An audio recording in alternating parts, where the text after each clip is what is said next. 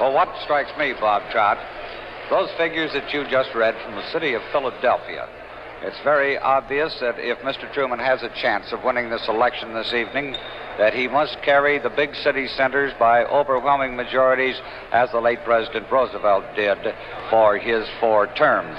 However, your figures from Philadelphia show that in this normally big, overwhelming Democratic city, President Truman is leading Governor Dewey by only 2,000 votes. That would seem to indicate at this early hour that as Governor Dewey piles up his outstate majority, as outstate Pennsylvania always goes Republican, that while the figures are not definite as yet, we may count on Pennsylvania being in the Republican column when the votes are counted definitely this evening. Another point, too, it's clear even this early this evening in the election returns how little real practical political effect the new third and fourth political parties are having in this race for president. On Tuesday, November 2nd, 1948, the United States held its 41st presidential election. If you'd been tuned into the results early in the evening, you'd have been convinced that the pre-election polls were correct and Thomas E. Dewey would become the next president. You'd have been wrong. Has 2 states definitely, Alabama with 11 electoral votes, Mississippi with 9 for a certain anyway at this time of 20 electoral votes. However, in Florida, a state which Thomas Dewey ran a low-risk campaign.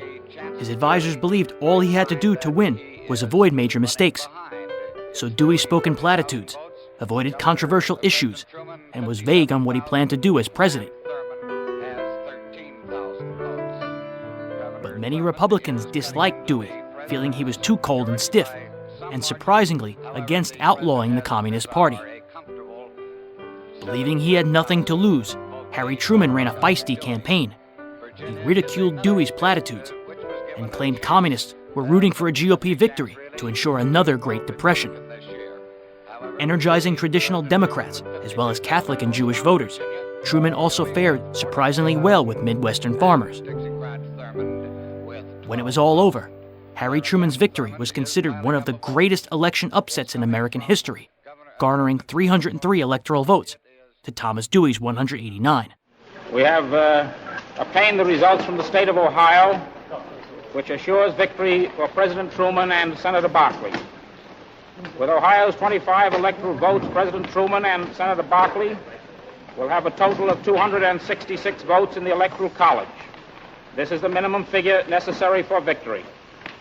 This figure, however, does not take into consideration the very favorable trends still developing in California, Colorado, Idaho, and Nevada.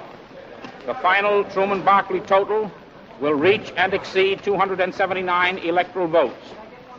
It marks a tremendous victory for American labor. For to the organized political efforts of the American labor movement, much credit for this victory must be given. But it was not labor alone which brought about this democratic victory. Tribute must be paid to the thousands of democratic workers who labored long and hard to get out the vote.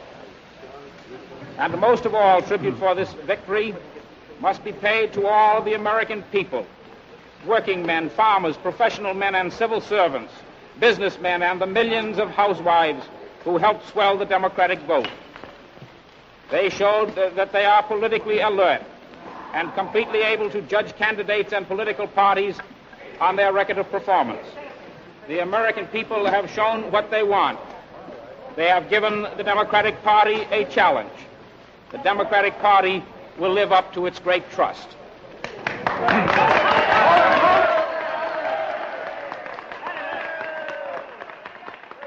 With simultaneous success in the 1948 congressional elections, the Democrats also regained control of both houses of Congress, which they lost in 1946.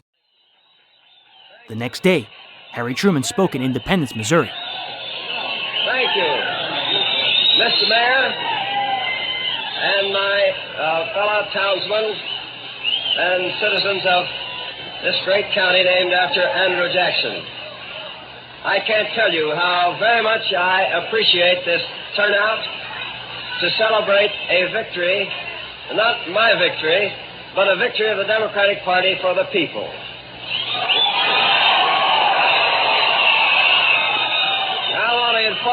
Mr. Mayor, that protocol goes out the window when I'm in Independence.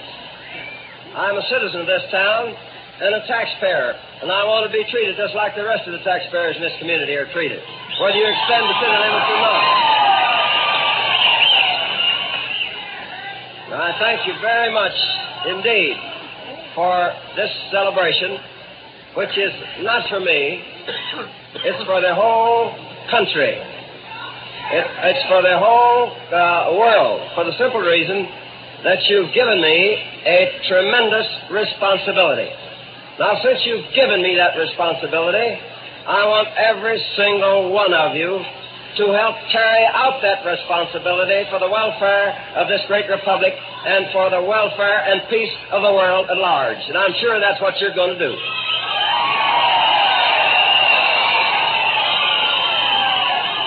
I can't begin to thank the people who are responsible for the Democratic Party winning this great election. Of course, I'm indebted to everybody for that win. And I'll have to just say to every single one of you individually that I'm going to do the very best I can to carry out the Democratic platform as I promised to do in my speeches over this country. And we have a Congress now, and I'm sure we'll make some progress in the next 4 years. Thank you all. Thank you.